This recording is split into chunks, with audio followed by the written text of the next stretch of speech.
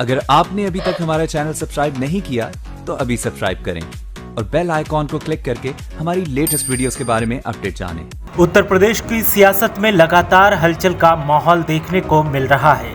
हर रोज नए नए पहलू निकलकर सामने आ रहे हैं और हर रोज कोई न कोई नया बयान भी निकलकर सामने आ रहा है। ऐसे में कोरोना काल में हो रही सियासत लोगों को और परेशान कर रही है। स्थितियां लगातार बदल रही हैं, लेकिन स्थितियों को संभालने वाले सियासत में मशगूल हैं। कभी समाजवादी पार्टी बयान देती है तो कभी बीजेपी पलटवार करती है, कभी बीएसपी सरकार पर निशाना साधती है तो कभी कांग्रेस को आड़े हाथों लेती है। अब बसों की सियासत को लेकर यूपी सरकार और राजस्थान सरकार एक बार फिर आमने सामने आ गई। वहीं मामले में बीएसपी ने निशाना साधा तो सपा ने भी एंट्री ले ली और सियासी गंगा में गोते लगाने शुरू कर दिए। राजस्थान सरकार की तरफ से यूपी सरकार को छात्रों को लाने में दी गई बसों का किराया मांगा गया तो फिर सरकार ने कांग्रेस पर निशाना साधना शुरू कर दिया। वहीं मामले में मायावती ने एंट्री ली और मायावती ने किराया मांगने की बात को कांग्रेस की कंगाली करार दिया।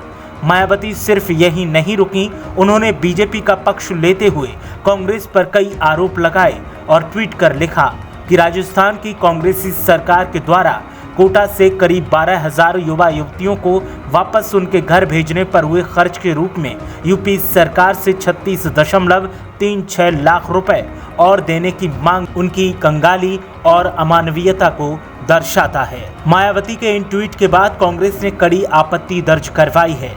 वहीं समाजवादी पार्टी ने मामले में अपनी न्यूट्रल राय दी है और कांग्रेस के किराए मांगने को जहां समाजवादी पार्टी ने गलत बताया, वहीं बीजेपी और बीएसपी की तरफ से मामले में की जा रही बयानबाजी को भी कटघरे में खड़ा किया और साफ कहा कि जो राजनीति की जा रही है वो इस मौके पर शोभा नहीं देती, बल्कि हमें मजबूर लोगों की मदद के लिए खुलकर सामने आना चाहिए।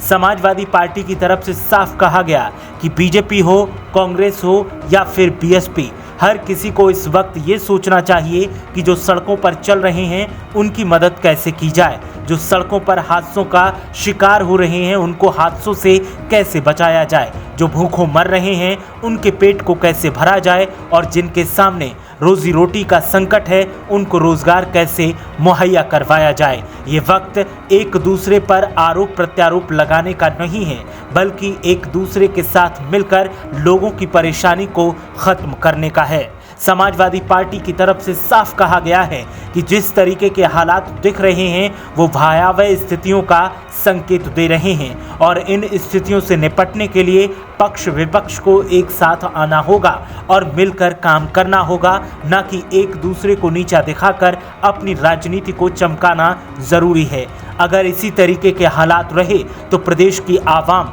बर्बादी की कगार पर खड़ी होगी और फिर सरकार में बैठे लोग और सरकार में आने की सोच रहे लोग दोनों को ही इसका खामियाजा चुकाना पड़ेगा। समाजवादी पार्टी की इस राय पर कांग्रेस, बीजेपी और बीएसपी संज्ञान लेंगे या नहीं, कुछ सबक सीखेंगे या नहीं, कहना मुश्किल है, लेकिन ये राय मौजूदा वक्त के लिए सही साबित होती है और सरकार को भी इस पर विचार करना चाहिए। साथ ही कांग्रेस और बीएसपी को भी अपने गिरेबान में झांक कर देखना चाहिए। ब्यूरो रिपोर्ट, मीडिया हलचल।